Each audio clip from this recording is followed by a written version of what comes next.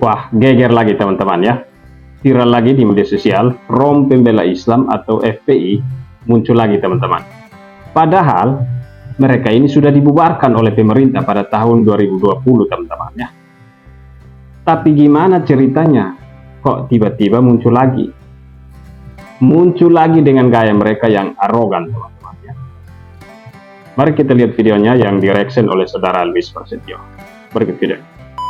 Dan saya Luis Prasetyo, kita akan bahas soal penampakan FPI yang selama ini tenang-tenang dan tidak pernah muncul, kini masuk lagi, keluar lagi, bikin heboh lagi dengan cara menghancurkan usaha dari orang. Kalau saya lihat sih orang itu adalah orang Manado ya, di belah situ ya, yang kemungkinan Kristen gitu. Nah, motif dalam penghancurannya ini yang saya nggak tahu. Bisa jadi dua.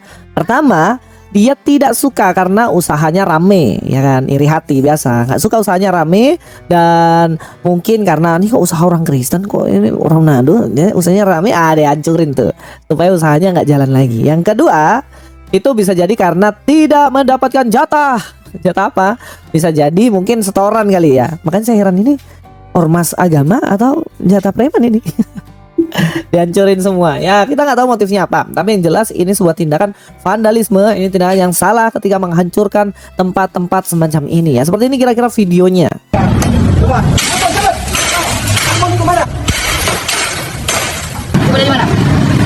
Saya orang Durenkaya sih. Iya, dari mana? Mas dulu orang mana? Saya menang KTP Manado. Saya menang KTP Manado.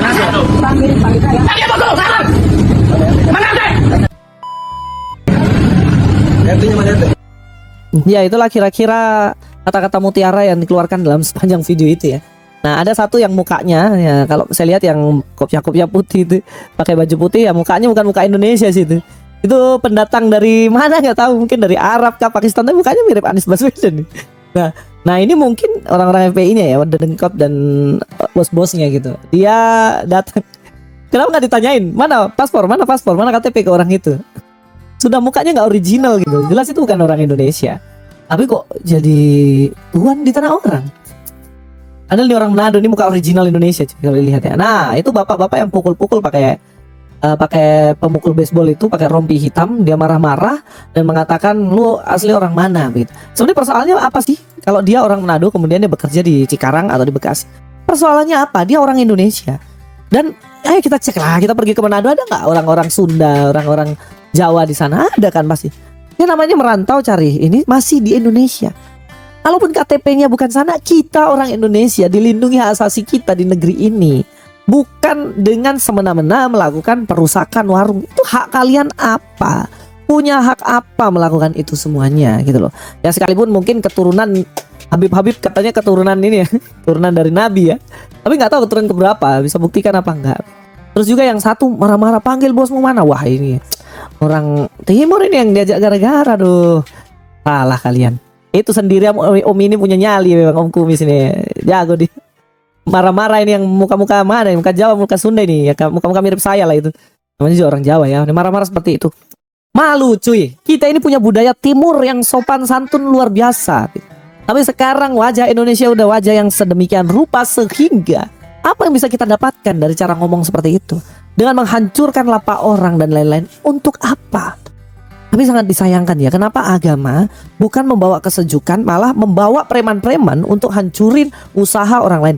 Jangan-jangan nih usaha sate kambingnya nggak laku nih bapak baju putih. Ya oke lah, kita bahas secara Alkitab biasa.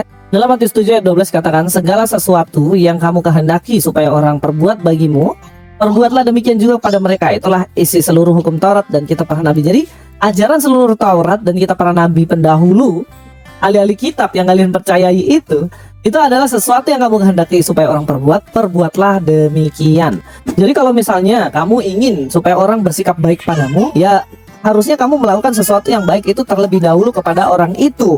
Jadi lucu kalau kamu datang hancurin rumah makan orang lain. Apakah kamu mau jika rumahmu dihancurin?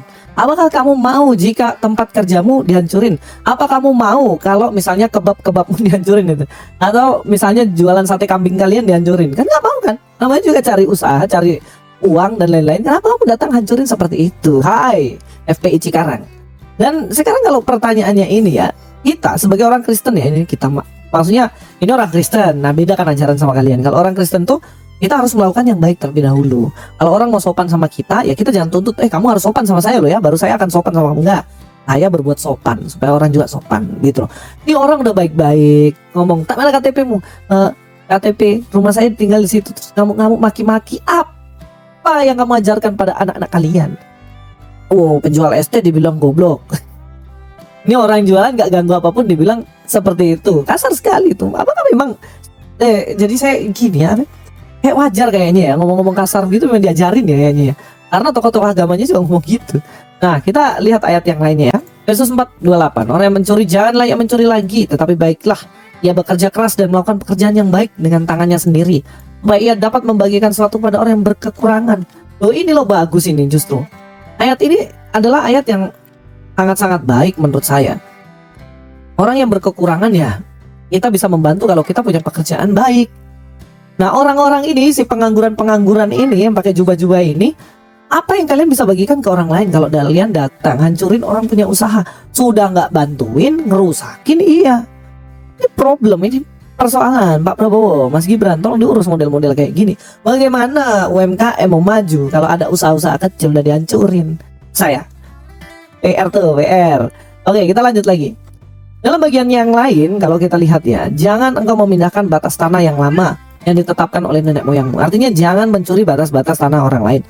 Artinya gini loh, kamu punya usaha sendiri, jalankan tekuni usahamu. Kalau kamu usahamu adalah FPI, jualan agama, ya kamu fokus aja jualan agama, nggak usah ngerusakin warung orang gitu.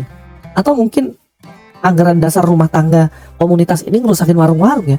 Saya rasa dari kecil sekali saya sudah dengar berita-berita itu. Berita yang mengatakan tentang perusakan tempat-tempat ibadah, apalagi kalau lagi puasa tuh, brutal itu, brutal. Tapi Boyo sudah tahun 2024 mau 2025, masa tetap menyelesaikan sesuatu dengan kekerasan? Menyelesaikan sesuatu dengan kekerasan itu orang-orang zaman purba dulu gitu. Orang berpendidikan, orang maju, tentunya kita harus membicarakan menyelesaikan sesuatu bukan dengan kekerasan, tapi dengan kebijaksanaan. Ya, teman-teman sekalian, itulah dia videonya teman-teman ya.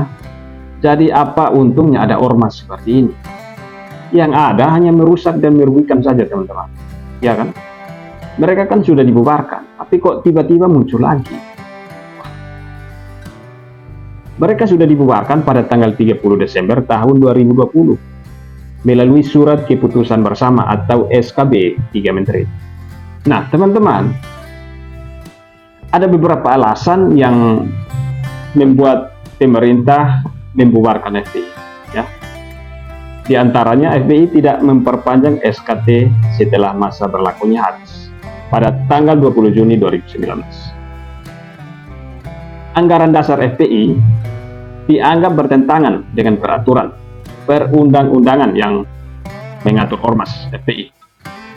Kerap melakukan tindakan yang anarkis, teman-teman. Kekerasan dan melanggar hukum pengurus dan anggota FPI. Termasuk yang pernah bergabung sering terlibat pidana dan teroris, teman-teman. FPI ini kerap melakukan sweeping atau razia yang merupakan tugas dan wewenang aparat penegak hukum. Ini salah besar. Nah, itu alasannya teman-teman ya.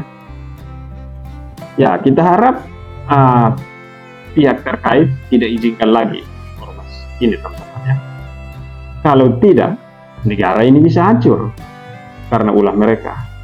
Menurut saya, mereka ini preman bersorban, teman-teman. Mereka ini preman bersorban. Jadi harapan saya, polisi segera tangkap dan penjarakan mereka. Begitu teman-teman. Ya teman-teman, itu saja dulu dari saya. Selebihnya saudara bisa berkomentar di kolom komentar ya.